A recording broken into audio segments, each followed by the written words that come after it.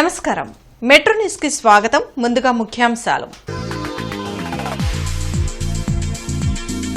ప్రతి కార్యకర్తను నాయకుడిగా తీర్చిదిద్దుతాం. కిల్లర్ పార్టీతో టీడీపీ నేతలు జాగ్రత్తగా ఉండాలన్న సీఎం చంద్రబాబు.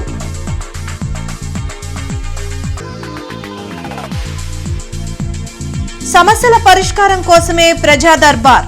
నియోజకవర్గ ప్రజల నుండి వినతులు స్వీకరించిన MLA Galla Madhavi.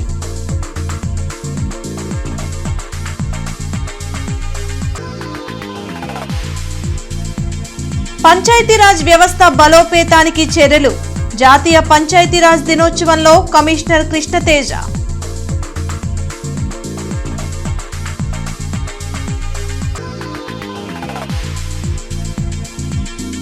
Diversion politics తో ప్రజల్ని చంద్రబాబు మోసం చేస్తున్నారు విమర్శించిన మాజీ మంత్రి శైలజానాథ్.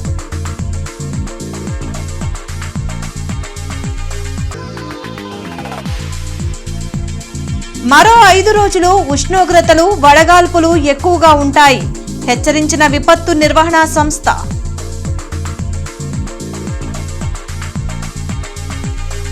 మంగళగిరిలోని టీడీపీ కేంద్ర కార్యాలయానికి సీఎం చంద్రబాబు వచ్చారు.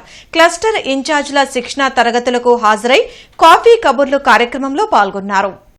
సమకాలీన రాజకీయాలపై పూర్తి స్థాయిలో అవగాహన పెంచుకోవాలని ముఖ్యమంత్రి చంద్రబాబు దిశానిర్దేశం చేశారు. ప్రస్తుత రాజకీయ పరిణామాల్లో క్రిమినల్స్ తో రాజకీయం చేయాల్సిన పరిస్థితి వచ్చిందనే విషయాన్ని నిరంతరం గుర్తుపెట్టుకోవాలన్నారు. ఈ సందర్భంగా వివిధ ప్రాంతాల నుండి వచ్చిన ప్రజల నుండి ముఖ్యమంత్రి చంద్రబాబు వినతులు స్వీకరించారు. ఆయా సమస్యల పరిష్కారానికి హామీ ఇచ్చారు. పశ్చిమ నియోజకవర్గ సమస్యల పరిష్కారం కోసమే ప్రజా దర్బార్ నిర్వహిస్తున్నామని ఎమ్మెల్యే గల్లా మాధవి వెల్లడించారు. శ్రీనివాసరావుపేటలోని టీడీపీ కార్యాలయంలో జరిగిన ప్రజా దర్బార్కు సమస్యలు వెల్లువెత్తాయి. ఎమ్మెల్యే గల్లా మాధవి వారి సమస్యలను పరిశీలించి పరిష్కారానికి హామీ ఇచ్చారు. ఈ సందర్భంగా ఆమె మీడియాతో మాట్లాడుతూ ముఖ్యమంత్రి ఆదేశాలతో పశ్చిమ నియోజకవర్గంలో ప్రజా గ్రీవెన్స్ నిర్వహించడం జరిగిందన్నారు. ఈ ప్రజా దర్బార్కు అనేక సమస్యలు వచ్చాయని ఫోన్ ద్వారా పరిష్కరించే సమస్యల్ని అప్పటికప్పుడు పరిష్కరించడం జరిగిందన్నారు. ప్రధానంగా కొన్ని చోట్ల డ్రైనేజీ, రోడ్ల సమస్యలు తమ దృష్టికి వచ్చాయని వెంటనే ఇంజనీరింగ్ సిబ్బందితో సంప్రదించి ఆయా సమస్యల పరిష్కారానికి తగు చర్యలు తీసుకుంటామని చెప్పారు. అనేక సమస్యలు మా దృష్టికి వస్తున్నాయి. అప్పటికప్పుడు ఫోన్లు చేసి తీర్చే సమస్యలన్నీ కూడా తీర్చడం జరుగుతుంది. కొన్ని సమస్యలకి కాస్త టైం పట్టే సమస్యలన్నిటికి కూడా వాళ్ళకి సానుకూలంగా వివరించి పంపించడం జరుగుతుంది. అదేవిధంగా కొన్ని సమస్యలు ఇటు గవర్నమెంట్ పాలసీ ద్వారా తీరాల్సిన సమస్యలన్నిటికీ కూడా కొంత సమయం పడుతుంది, వేచి ఉండాల్సిందే అని చెప్పి కూడా వాళ్ళకి వివరంగా ఎక్స్ప్లెయిన్ చేయడం జరుగుతుంది. ఇలాగా అనేక సమస్యల మీద దృష్టి పెట్టి ఈరోజు ముందుకు వెళ్తూ ఉన్నాము. అయితే ఇందులో ప్రధానంగా ఈరోజు కొన్ని అసోసియేషన్స్ వాళ్ళు వాళ్ళ యొక్క రిక్రూట్మెంట్స్ గురించి కానివ్వండి, లేదంటే అవుట్సోర్సింగ్ వాళ్ళు వాళ్ళ యొక్క ప్రాబ్లమ్స్ గురించి కానివ్వండి రిప్రజెంటేషన్స్ ఇచ్చి వెళ్ళడం జరిగింది. కొంతమంది ట్రాన్స్ఫర్లు కావాలి అని చెప్పి అడగడం జరిగింది. అదేవిధంగా కొన్ని ప్రాంతాల వాళ్ళు వాళ్ళ దగ్గర ఇంకా డ్రైన్లు, రోడ్లు వేయలేదు అని చెప్పి అడగడం జరిగింది. వాటిని కూడా ఇంజనీరింగ్ డిపార్ట్మెంట్కి వెంటనే కనుక్కొని వాటి స్టేటస్ ఏంటో కనుక్కొని కూడా ముందుకు గత 2 ఏళ్లలో పంచాయతీరాజ్ శాఖలో 10,000 మంది ఉద్యోగులకు పదోన్నతులు కల్పించినట్లు ఆ శాఖ రాష్ట్ర కమిషనర్ కృష్ణ చైతన్య వెల్లడించారు. శుక్రవారం జిల్లా పరిషత్ కార్యాలయంలో నిర్వహించిన జాతీయ పంచాయతీరాజ్ దినోత్సవ వేడుకల్లో పాల్గొని కృష్ణ చైతన్య మాట్లాడారు. ఉద్యోగుల సంక్షేమానికి పెద్దపీట వేస్తూ అర్హులైన వారందరికీ పదోన్నతులు దక్కేలా ప్రభుత్వం ప్రత్యేక చర్యలు తీసుకుంటుందని తెలిపారు. కార్యక్రమం అనంతరం ఉత్తమ అధికారులు, సిబ్బందికి అవార్డులు ప్రదానం చేశారు. జడ్పీ చైర్పర్సన్ కతరహెని క్రిస్టినా, ఇతర అధికారులు ఈ కార్యక్రమంలో పాల్గొన్నారు. మనకి డిప్యూటీ ఎంపీడీఓ దాదాపు 1700 పోస్టులు ఉన్నాయి. 660 జిఎస్డబ్ల్యూఎస్ లో 660 పంచాయతీలు, 360 దాదాపు రూల్ 1 పంచాయతీలు. అదేవిధంగా గ్రేడ్ 1లో 1500 నుంచి 3000కి తీసుకొచ్చాము. గ్రేడ్ 2లో 1300 నుంచి 3000కి తీసుకొచ్చాము. గ్రేడ్ 4లో 6000కి తీసుకొచ్చాము. అంటే ఈరోజు గ్రేడ్ 3గా ఎవరైనా ఉంటే కనుక కంపల్సరీగా వాళ్ళకి రిటైర్ అయ్యే టైంకి మినిమం వాళ్ళు డిప్యూటీ ఎంపీడీఓ అయ్యే అవకాశం ఉంది. ఈ రిఫార్మ్స్ తీసుకొచ్చేటప్పుడు ఒక ఇనిషియల్ డ్రాఫ్ట్ డిప్యూటీ సీఎం గారికి చూపించడం జరిగింది. డిప్యూటీ సీఎం గారికి చూపించినప్పుడు మేము ఎంతసేపటికి రిటైర్ అయ్యే టైంకి ఏ పోస్ట్ లో ఉంటారని చెప్తుంటే రిటైర్ అయ్యే టైంకి కాదు, సర్వీస్ వచ్చిన 20-25 ఏళ్ళకి ఏ పోస్ట్ లో ఉంటారో చెప్పండి అడుగుతున్నారు. మేము అడిగాం సార్ని, ఎందుకు 20-25 ఏళ్ళు అంటే ఆ టైంలోనే కదా వాళ్ళ ఇంట్లో పెళ్లిళ్ళు జరిగేది పిల్లలకి. సో వాళ్ళ పిల్లల పెళ్లిళ్ళ టైంలో వీళ్ళు ఏ పోస్ట్లో ఉండే అవకాశం ఉంది అని అడిగారు. సో అప్పుడు ఆయన చెప్పిన దాని ప్రకారం దాదాపు ఒక గ్రేడ్ 3 పంచాయత్ సెక్రటరీ 20-25 ఏళ్ళకి మినిమం డిప్యూటీ ఎంపీడీఓ పోస్ట్కి వచ్చే విధంగా ఈ రిఫార్మ్స్ అనేవి చేయడం జరిగింది. శంకర్ విలాస్ బ్రిడ్జి నిర్మాణం కొంచెం లేట్ అయినా పర్వాలేదు కానీ ఆర్యూబీ నిర్మాణం వెంటనే చేపట్టాలని నగరవాసులు కోరుతున్నారు.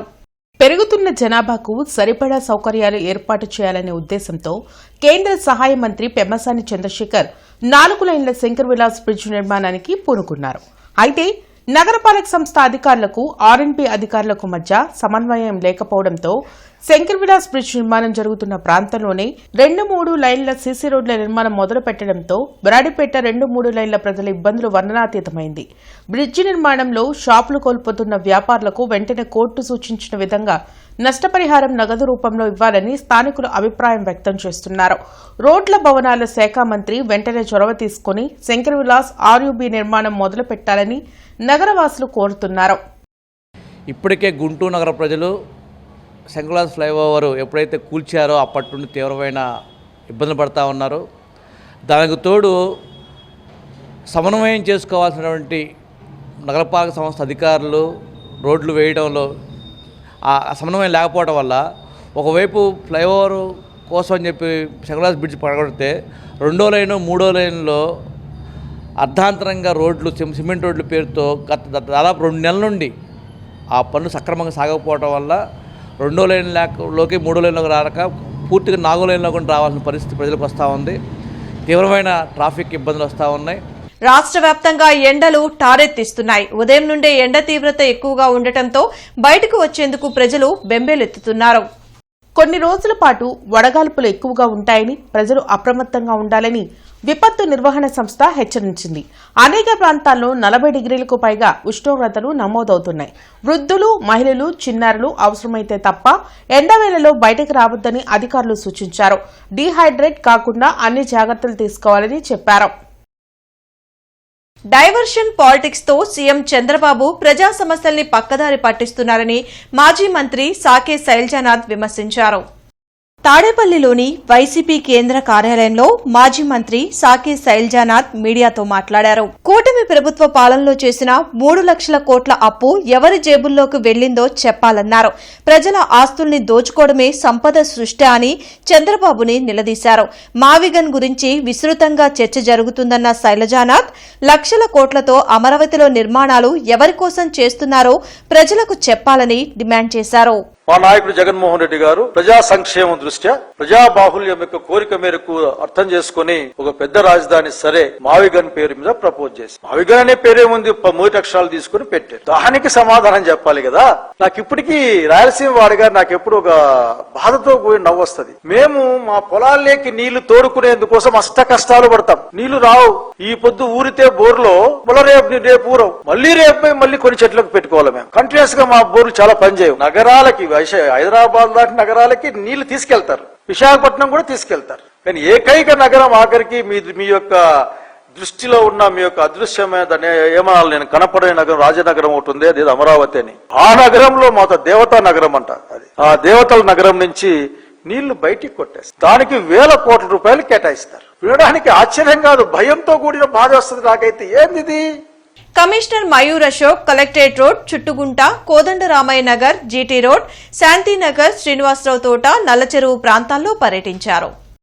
ఈ సందర్భంగా కమిషనర్ మాట్లాడుతూ నగరంలో చేపడుతున్న ప్రతి అభివృద్ది పనిలోనూ నాణ్యత అత్యంత ప్రధానమని, నాణ్యతా ప్రమాణాల విషయంలో ఎట్టి పరిస్థితుల్లో రాజీ పడే ప్రసక్తే లేదని స్పష్టం చేశారు. అభివృద్ది పనుల వలన సామాన్య ప్రజలకు ఎటువంటి ఇబ్బందులు కలగకుండా ముందస్తు జాగ్రత్తలు తీసుకోవాలని, ముఖ్యంగా వివిధ విభాగాల మధ్య సరైన సమన్వయం ఉంటేనే పనులు వేగవంతంగా పూర్తవుతాయని స్పష్టం చేశారు. నిర్మాణ సామాగ్రి రోడ్లపై రాకపోకలకు అడ్డుగా ఉంచవద్దన్నారు. విద్యుత్ శాఖ అధికారులతో సమన్వయం చేసుకుంటూ స్తంభాలు షిఫ్ట్ చేయాల్సిన ప్రాంతాల్లో షిఫ్టింగ్ కి అంచనాలు సిద్ధం చేయాలని కమిషనర్ ఆదేశించారు.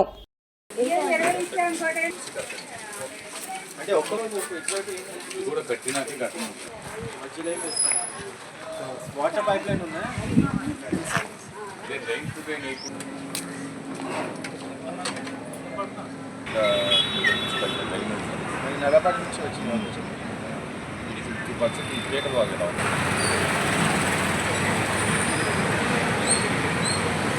తిరుపతిలో ఈ నెల 26 నుండి 28 వరకు ఏఐటీయూసీ రాష్ట్ర 18వ మహాసభలు జరగనున్నాయి. దీనికి సంబంధించి గుంటూరు నుంచి జీపు జాథా బయలుదేరింది. 4 లేబర్ కోడ్లు రద్దు చేయాలని, కార్మికులకు ఉద్యోగ భద్రత కల్పించాలని, కనీస వేతనం 26,000 అమలు చేయాలని ఏఐటీయూసీ నేత రాధాకృష్ణమూర్తి డిమాండ్ చేశారు.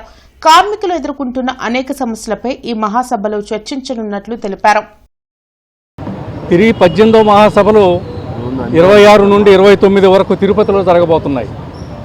గుంటూరులో జరిగినటువంటి మహాసభల జెండాని ఈరోజు జాతా రూపంలో నగరాలు పట్టణాల్లో ప్రచారం చేసుకుంటూ రేపు సాయంకాలానికి తిరుపతి చేరే విధంగా ఈ జెండాని ఇక్కడ పాతినటువంటి జెండాని మహాసభల జెండాని అక్కడ అమర్జిత్ కౌర్ గారికి జాతీయ ప్రధాన కార్యదర్శి అమర్జిత్ కౌర్ గారికి అందజేయడం జరుగుతుంది.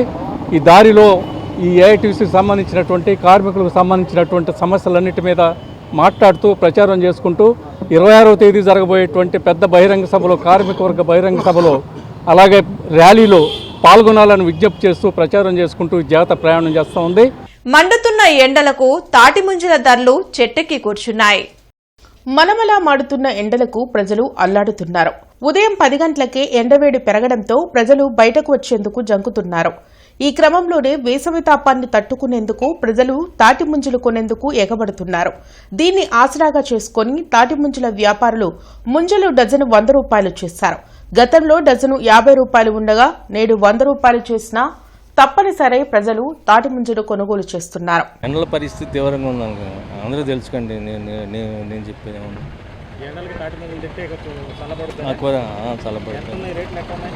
రేటు బాగానే ఉంది. చెట్లు లెక్క కదండి, కర్ర ఉండదు, కర్ర ప్రకారం కొనుక్కుంటాం. ఒక 5,000కో 10,000 కానీ అట్లా కొనుక్కుంటాం. ఎన్నన్నా రాని పర్లేదండి. ఈ సంవత్సరం వర్షాలు లేవు కదా. పోయిన సంవత్సరం అంటే వర్షాలు ఎక్కువ, ఈ సంవత్సరం వర్షాలు లేవు. ప్రస్తుతానికి ఎండలు బాగుండటం వల్ల బాగానే ఉందండి. సేల్స్ బాగానే ఉంది. 15 ముంజలు 100 రూపాయలండి. సూపర్ 6 హామీలను అమలు చేయడంలో కూటమి ప్రభుత్వం విఫలమైందని సిపిఐ జిల్లా కార్యదర్శి మాల్యాద్రి మండిపడ్డారు. మోతీలాల్ నగర్ రైల్వే భూముల్లో నివాసం ఉంటున్న పేదలకు సరైన న్యాయం చేయకుండా వాళ్ల ఇళ్లను కూల్చివేయడం కరెక్ట్ కాదన్నారు. ఇప్పటికైనా స్థానిక ఎమ్మెల్యే నసీర్ టిడ్కో ఇళ్లను బాగు చేయించి వాళ్లకు కేటాయించేలా చూడాలని కోరారు. వాళ్ళందరూ కూడా టిడ్కో ఇళ్లు అట్లాగే రాజీవ్ గోల్ప ఇస్తామని కూడా చెప్పడం జరిగింది. వాటికి సంబంధించి ఏమాత్రం కూడా రిపేర్లు చేయకుండా మరి వెళ్ళమంటా ఉన్నారు. అట్లా కాకుండా అందరూ కూడా అలాట్ చేసి ఎవరి ఆడికి వెళ్ళాలనేది కూడా లిస్ట్ వైజ్గా వెళ్ళమంటే సాధ్యమైంది తప్ప అది కానప్పుడు మరి ప్రభుత్వం ఇప్పటికే ఎన్నికల హామీల్లో భాగంగా పట్టణాల్లో 2 సెంట్లు ఇస్తామని, పల్లెల్లో 3 సెంట్లు ఇస్తామని, నిర్మాణానికి 4 లక్షలు ఇస్తామని చెప్తా ఉన్నారు. కానీ అవన్నీ మరి 2 సంవత్సరాలు అయినప్పుడు కూడా ఇప్పుడు కూడా వాటి మీద దృష్టి పెట్టకుండా మరి ఉన్న వాళ్ళని కూడా ఈ అందరిని కూడా రోడ్డు పాలు చేసే పరిస్థితి, నీడలేని పరిస్థితి చేశారు. జగద్గురు శ్రీ మధ్విరాట్ పోతులూరి వీరబ్రహ్మేంద్ర స్వామివారి 333వ ఆరాధనా మహోత్సవాలు బ్రహ్మంగారి వీధిలోని దేవాలయంలో ప్రారంభమయ్యాయి. లాడ్జ్ సెంటర్ బ్రహ్మంగారి వీధిలోని శ్రీమద్ విరాట్ పోతులూరు వీరబ్రహ్మేంద్ర స్వామి వారి దేవస్థానంలో 333వ ఆరాధన మహోత్సవాలు ప్రారంభించారు. Guntur zonal excise deputy commissioner Srinivasachari ముఖ్య అతిథిగా హాజరై బ్రహ్మంగారి పతాకాన్ని ఆవిష్కరించారు. ఈ సందర్భంగా దేవాలయ ప్రధాన కార్యదర్శి నాగేశ్వరరావు, డిప్యూటీ కమిషనర్ శ్రీనివాసాచారి మీడియాతో మాట్లాడారు. ఎంతో చరిత్ర కలిగిన శ్రీ వీరబ్రహ్మేంద్ర స్వామివారి దేవాలయంలో ఆరాధన మహోత్సవాలు 3 రోజుల పాటు జరగనున్నాయని తెలిపారు. ఈ 3 రోజుల పాటు స్వామివారికి విశేష పూజలు జరుగుతాయని, ప్రతి ఒక్కరూ పాల్గొని స్వామివారి అనుగ్రహం పొందాలని కోరారు. ఈ కార్యక్రమంలో కడియాల సుబ్బారావు, గట్టి శ్రీనివాసరావు, వరప్రసాద్, ఈశ్వరాచారి, బజరంగ్ రామకృష్ణ, రిటైర్డ్ డీఎస్పీ రత్నస్వామి, ఏవో భానుప్రసాద్, హనుమంతరావు, శివశంకర్ పాల్గొన్నారు. 26వ తేదీన ఆదివారము స్వామివారికి అభిషేకం జరుగుతుంది. మధ్యాహ్నం 12 గంటలకు అన్నప్రసాద వితరణం జరుగుతుంది.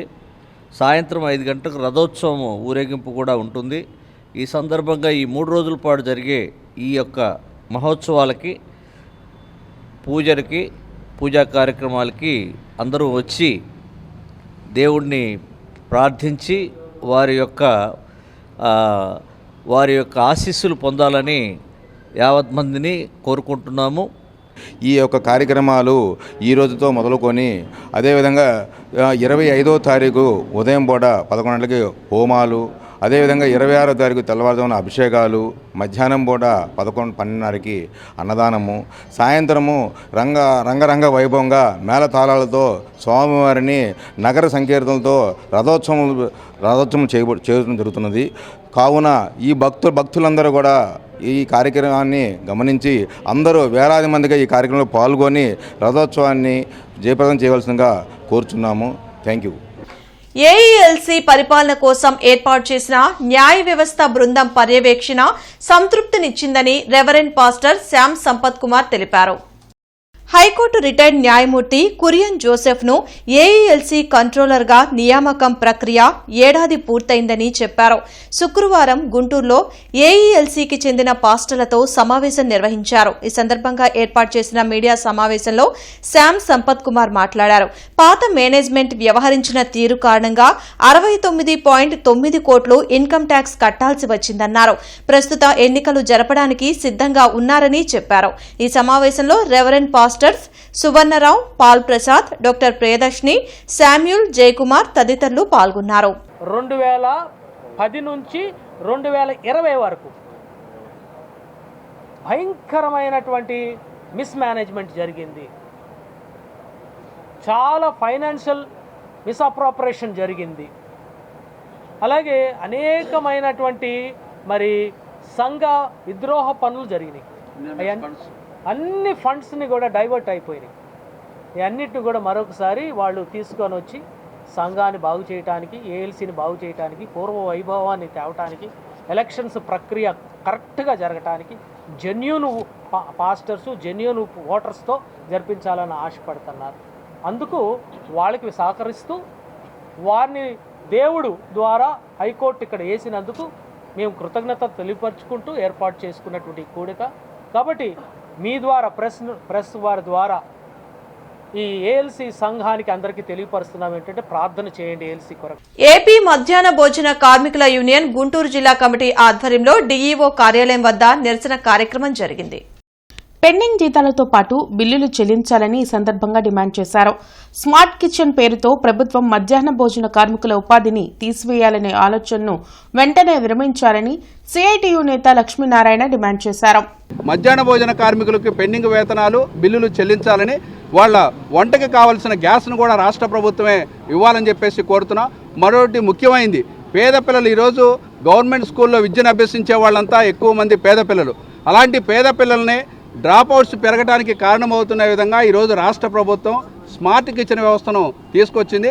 ఈరోజు మధ్యాహ్న భోజన కార్మికులకు వంట వండి పెట్టే వాళ్ళకు మాత్రం డబ్బులు ఇవ్వడానికి ఈ రాష్ట్ర ప్రభుత్వానికి డబ్బులు లేవు. కానీ స్పీడ్ ఆఫ్ డూయింగ్ బిజినెస్లో భాగంగా ఈరోజు పెద్ద కంపెనీ వాళ్ళని బాగు చేయడానికి పెద్దవాళ్ళకి ఈరోజు స్మార్ట్ కిచెన్ వ్యవస్థను తెచ్చి ఒకే చోట 100 స్కూళ్ళకు సరిపోను భోజనం వండుతారట. మరో పక్క నిబంధనలకు విరుద్ధంగా వేడివేడి భోజనం వండాలని చెప్పేసి ఓ పక్క చెబుతుంటే వీళ్ళు స్మార్ట్ కిచెన్ వ్యవస్థను పెట్టి సర్దిపోయిన భోజనాన్ని పెడితే పిల్లల ఆరోగ్య పరిస్థితి ఏ విధంగా ఉంటుందని చెప్పేసి మేము ప్రశ్నిస్తున్నాం. సిఆర్డీఏ రెవెన్యూ శాఖల సమన్వయ సమావేశం కలెక్టర్ కార్యాలయంలో కలెక్టర్ సాయికాంత్ వర్మ అధ్యక్షతన జరిగింది.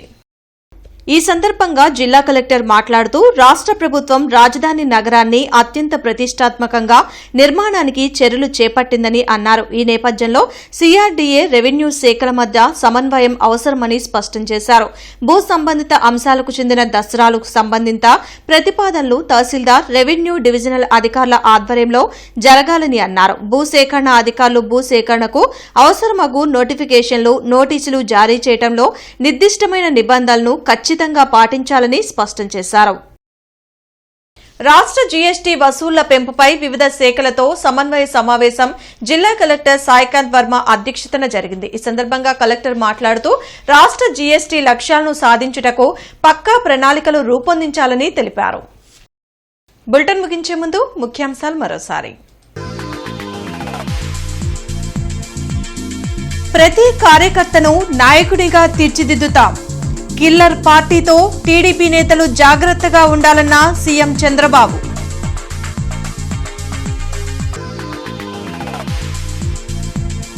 సమస్యల పరిష్కారం కోసమే ప్రజా దర్బార్. నియోజకవర్గ ప్రజల నుండి వినతులు స్వీకరించిన ఎమ్మెల్యే గల్లా మాధవి.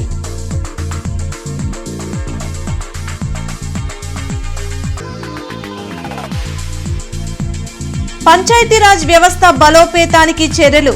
జాతీయ పంచాయతీరాజ్ దినోత్సవంలో కమిషనర్ కృష్ణతేజ.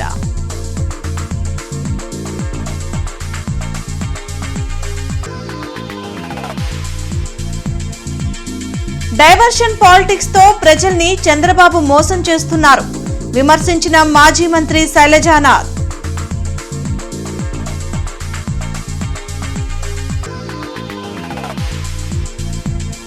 మరో 5 రోజులు ఉష్ణోగ్రతలు వడగాల్పులు ఎక్కువగా ఉంటాయి హెచ్చరించిన విపత్తు నిర్వహణ సంస్థ.